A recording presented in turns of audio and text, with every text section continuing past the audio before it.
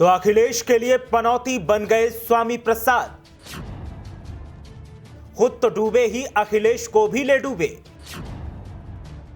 अपनी जिद और रवैये से हार का कारण बने स्वामी। क्या अब योगी का बुलडोजर स्वामी पर चलेगा? स्वामी के साथ सपा में आए नेता भी हार रहे चुनाव।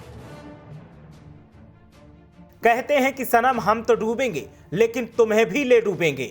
यूपी के चुनावी नतीजों के बाद यह कहावत उस नेता पर सटीक बैठ रही है जो भाजपा को हराने की सौगंध खाकर सपा के साथ आ खड़ा हुआ था। यह नेता कोई और नहीं, अखिलेश यादव के स्वामी थे।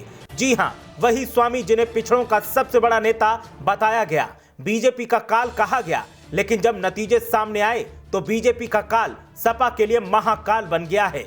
स्वामी प्रसाद मौर्य को लेकर जो कहा जाए कम है। कभी पडरौना, कभी फाजिल नगर, चुनाव तक मन बनाते रहे। अंत में फाजिल नगर से चुनावी जंग में बिना तैयारी के कूद पड़े।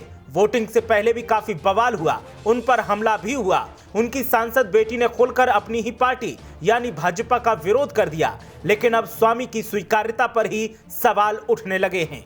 दरअसल उत्तर प्रदेश में जारी वोटों की गिनती में अभी तक कई अहम चीजें देखने को मिल रही हैं। इनमें सबसे खास वो 3 बड़े नेता हैं जो यूपी में योगी आदित्यनाथ की सरकार में कैबिनेट मंत्री थे, लेकिन चुनाव से ठीक पहले बीजेपी छोड़कर समाजवादी पार्टी में शामिल हो गए। लेकिन अभी तक के रुझानों में ये तीनों नेता पीछे चल रहे थे। कभी बीजेपी के थे तो अब सपा के ये 3 बड़े नेता उत्तर प्रदेश की योगी आदित्यनाथ सरकार में मंत्री थे।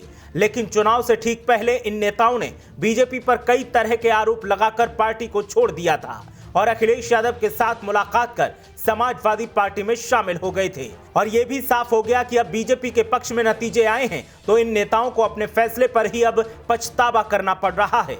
बताते चले कि स्वामी प्रसाद मौर्य कुशीनगर जिले के फाजिल नगर विधानसभा सीट से मैदान में थे। दारा सिंह चौहान मऊ जिले की घोसी विधानसभा सीट से मैदान में थे और धर्म सिंह सैनी नकुड़ विधानसभा सीट से चुनाव लड़ रहे थे। इन तीनों नेताओं में से धर्म सिंह सैनी ही अपनी सीट पर बीजेपी प्रत्याशी से काफी आगे चल रहे हैं, जबकि स्वामी प्रसाद मौर्य और दारा सिंह चौहान लगातार बीजेपी से पीछे चलते रहे और बाद में हार गए। सपा के कई नेता अब दबी जुबान से कह रहे हैं कि जिस भरोसे के साथ अखिलेश यादव ने स्वामी प्रसाद मौर्य को अपने साथ लिया था वो पूरी तरीके से टूट चुका है। पिछड़ों का वोट अपने साथ होने का दावा भरने वाले स्वामी प्रसाद मौर्य की हवा निकल गई है और उनकी खुद की हार इसी ओर इशारा कर रही है। देखना यह है कि अब स्वामी प्रसाद मौर्य का अगला फैसला क्या होगा और अखिलेश यादव आने वाले समय में इन तीनों नेताओं को लेकर क्या बड़ा फैसला लेंगे। ब्यूरो रिपोर्ट, मीडिया हलचल।